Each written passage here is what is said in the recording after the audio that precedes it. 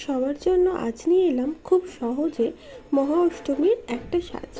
আজকে যে আমি আউটফিটটা পরেছি এটা পুরো হোয়াইট, আর আমি যেহেতু চোখে দেখতে তেমন পাই না, তাই জন্য আমি পরে নিলাম কন্ট্যাক্ট লেন্স। প্রথমে আমি আমার মেকআপটা আমার যা স্কিনে লাগানো ছিল সব কিছু একটুখানি ক্লিন করে নিলাম। তারপরে ইউজ করছি একটা টোনার, তারপরে একটা সিরাম ইউজ করছি।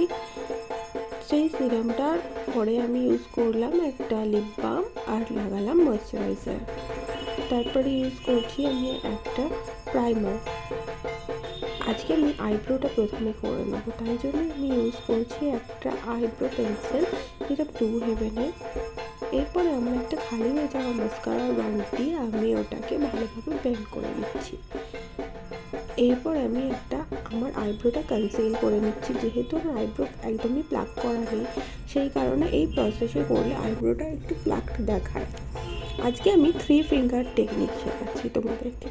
3 ফিঙ্গার টেকনিক মানে তোমার ফার্স্টের ফিঙ্গার, সেকেন্ড ফিঙ্গার আর থার্ড ফিঙ্গার, তিনটেতে 3 রকম শেডের কালার নিতে হবে। একটা লাইট, একটা মিডিয়াম, একটা ডার্ক। শেডসগুলো তোমরা তোমাদের পছন্দ মতো নিতে পারো। তারপর সেটা আইলিডের সাথে খুব ভালোভাবে ব্লেন্ড করতে হবে। ব্লেন্ড করা হয়ে গেলে যে কোনো একটা স্কিনের কাছাকাছি শেড নেবে, নিয়ে তোমরা বাকিটা ক্রিজ লাইনটা ব্লেন্ড করে নেবে। তাতে হবে একটা সুন্দরভাবে ডেপথ আসবে। যারা বলো একদমই আই মেকআপ করতে পারো না, তারা এই টেকনিকে যদি আই মেকআপ করো তাহলে খুব ইজিলি আই মেকআপ করতে পারবে। এর উপরে তোমরা চাইলে একটু গ্লিটারও দিতে পারো, যেটা আমি পরে অবশ্যই দিয়েছি, দেখতেই পারো। এরপরে আমার স্কিন শেডের থেকে এক শেড ডার্ক কনসিলার নিয়ে প্রথমে আমি কনসিল করে নিচ্ছি। কনসিলটা ভালোভাবে ব্লেন্ড করে দিচ্ছি ব্রাশ দিয়ে, আর তারপর অবশ্যই আমি বিউটি ব্লেন্ডার দিয়ে ব্লেন্ড করব। যেহেতু আমার খুব বেশি ডার্ক সার্কেল বা খুব বেশি ডার্ক প্যাচেস নেই, আমি অরেঞ্জ কারেক্টার ইউজ করি না। তোমরা চাইলে অরেঞ্জ কারেক্টার ইউজ করতে পারো। আজকে আমি যে ফাউন্ডেশনটা ইউজ করছি এটা ফরএভার 52 একটা হাই কাভারেজ ফাউন্ডেশন।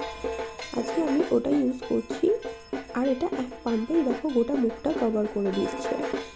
খুব ভালোভাবে এটাকে আমি ব্লেন্ড করে নিচ্ছি ফেসে। Blending is more important. যত সুন্দরভাবে তুমি ব্লেন্ডিং করবে তত সেটা স্টে করবে বেশিক্ষণ। এরপর আমি এটা সেটিং পাউডার দিয়ে পুরো সেট করে নিচ্ছি মেকআপটা। যেহেতু আমার স্কিনে একটু মেকআপ গলে যায়, তো সেই কারণে আমি যে জায়গাগুলো বেশি ঘাম হয় বেশি করে পাউডার দিয়ে সেট করছি। তারপর আমি চোখের তলাটাতেও একটু শ্যাডো লাগিয়ে নিলাম। তারপরে আমি যেটা করছি এটা কম্প্যাক্ট পাউডার ইউজ করছি।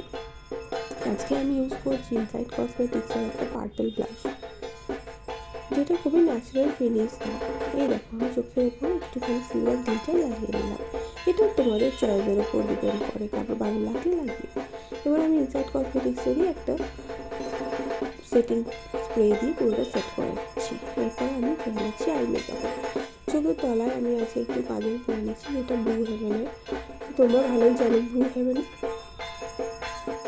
একটা আন্ডাররেটেড কোম্পানি, যেটা অনেকেই বলে যে কসমেটিক্স ভালো হয় না। অবভিয়াসলি তোমাদের বাজেট যদি কম থাকে তো তোমরা ব্লু হেভেনের প্রোডাক্ট ইউজ করতে পারো, খুব একটা খারাপ নয়। কিন্তু ইজি একটা টেকনিকের মাধ্যমে বা কোনো জায়গায় কীভাবে সেইটাকে অ্যাপ্লাই করবে এইগুলো জানা থাকলে যে কোনো প্রোডাক্টই তোমরা ভালোভাবে অ্যাপ্লাই করতে পারবে, সেটা কিন্তু তোমাদের স্কিনের সাথে সুটেবল হয়। তো আমি লাইনার পরে নিচ্ছি। আমি যেহেতু এইভাবেই লাইনার পরা পছন্দ করি, তোমরা যারা পুরো আইলিডে লাইনার করতে ভালোবাসো, যতটা তোমাদের পছন্দ তোমরা নিজেদের পছন্দ অনুযায়ী পরে নেবে।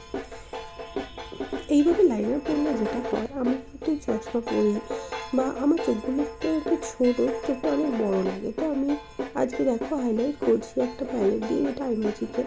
ইনার কর্নারটা হাইলাইট করলাম আর ব্রাউ বোনটা হাইলাইট করলাম, যেটা পুরোপুরি আমি ইউজ করছি একটা আঙুল দিয়ে। এছাড়া আমি দেখলে পাউডার ব্রাশটাকে হালকা করে একটু সরু করে নিয়ে আমি নিজের গালে, কপালে সব জায়গায় হাইলাইট করে নিই। দেখো ন্যাচারালি একটা বেস হয়েছে। আর আমি পরে নিচ্ছি এবার জুয়েলারি, ম্যাচিং জুয়েলারি পরে নিলাম। যেহেতু আমি ভয়েস ওভার ঠিকঠাক করে এখনও দিতে পারি না, তো তোমরা এই ব্যাপারটা একটু দেখে নিও। এটা ছিল আজকে আমার পুরো লুক।